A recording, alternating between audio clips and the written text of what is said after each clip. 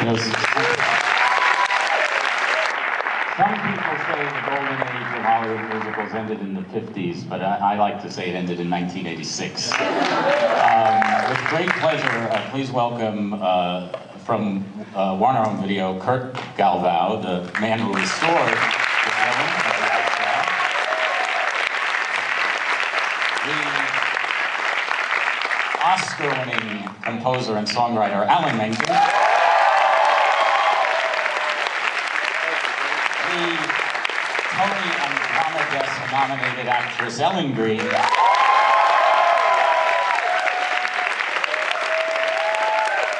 once again, the wizard, Frank Oz.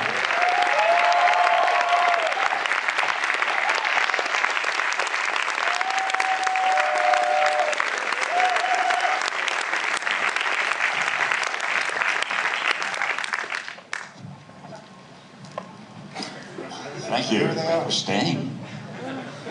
Well, hard to know where to begin, but I think, you know, we obviously want to talk a little bit about the restoration of the film, but I actually want to start by asking Alan if you can just sort of actually take us back to the very origins of this project and talk about where you and Howard were in your careers at the time and how this seemingly very unlikely candidate for an off-Broadway musical came into being. I mean, how long do we have, honestly? We have all night, don't worry. Steady broke. We had done one musical prior to this together, God Bless You, Mr. Rosewater, which was well reviewed but didn't do anything at the box office. And oh my God, I was writing jingles, Howard was in publishing, we were working on, we actually did two versions of Little Shop. First we did one that was actually quite true to the tone of the Corman film. With the plant saying, "Feed me, I'm hungry, feed me, I'm starving."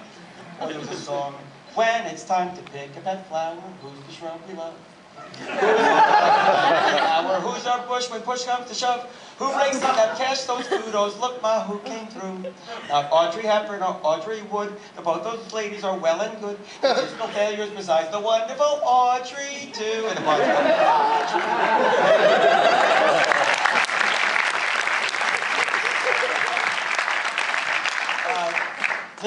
this is Howard's baby, all the way. I mean, as far as the origination of this. He had this idea when he was a teenager, I think.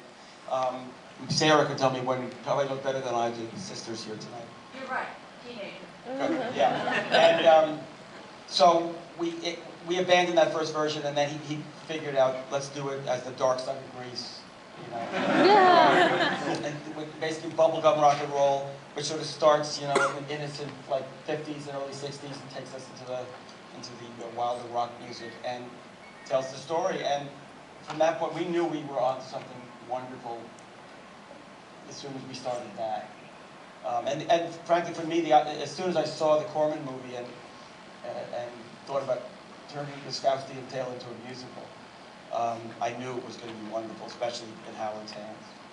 And was it easy to find backers for it?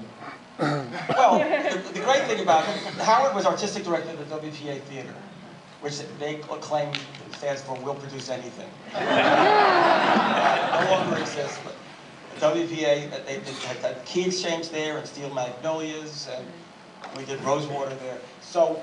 And what we were doing with what they called equity showcases. And equity showcases meant You get paid. but you had to, for the actors, they had to be reviewed, which meant you had to face, you know, the New York Times right away. And thank God, I mean, both times we did that, it worked out. But it's pretty dangerous. It's sort of like a kamikaze mission. So yeah, but after that, once we opened at the WPA, no, backers was not a problem. It was, I've never in my career experienced something so exciting as watching this musical go from, you know, we were at, WPA Theater was on 3rd floor at 19th Street and 5th Avenue. It was right above the Chopsticks Massage Parlor. 100-seat theater. $50 a week. sweltering hot, and people mobbed it. And it was so exciting. It was like, you know, walking on air to have that first success. And, no, backwards was not a problem. But we ended up, of course, with this very enviable position of having Cameron McIntosh, the Schuberts, and David Geffen. I mean, what a combination. And Ellen, as the originator of the role of Audrey on stage before in the film, can you talk about how you came into the project? Originally, I was on the unemployment line. And I read the script and I went, Skid Row, I don't want to be in a camp musical. And then I was listening to Howard, I think, sing Green. And immediately I learned the lyrics, which is not my normal. And when I had met Howard a year before on another project and we fell in love with each other, when I came in, the voice didn't have anything to do with it. It just came out. I asked to sing Green. Alan got behind a very little old piano, and Howard was sitting at the table. And I sang Green, because that's really the whole character. And at the end of it, he was crying, Howard was crying, and I was crying. And it was that, like we found our soulmates.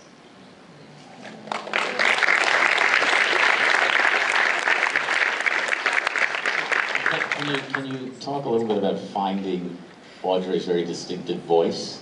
Because we always think about, you know, that... I didn't do anything to that. It came out. The other things were, it was great directors are really, when they inspire you, and if you get on a jag, I love creating characters over there, and Howard got me. I remember that line, Night Spot, it was nightclub, and I said, that's not funny. He said, what's funny? Night Spot.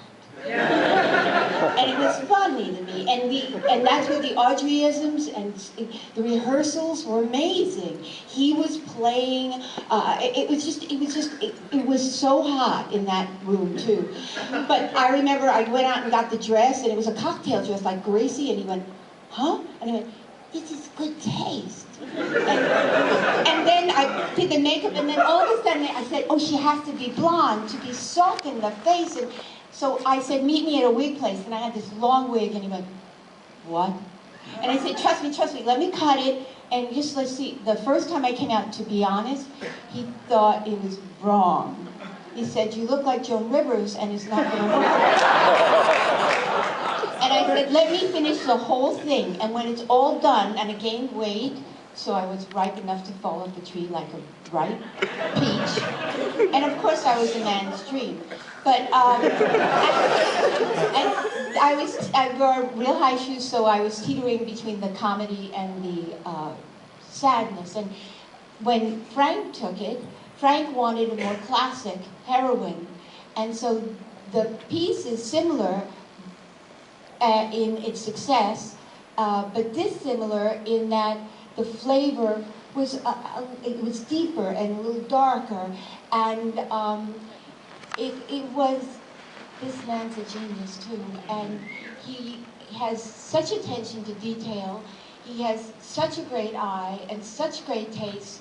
The people he hired, the crew, the people, you saw the money on the screen because he chose the people.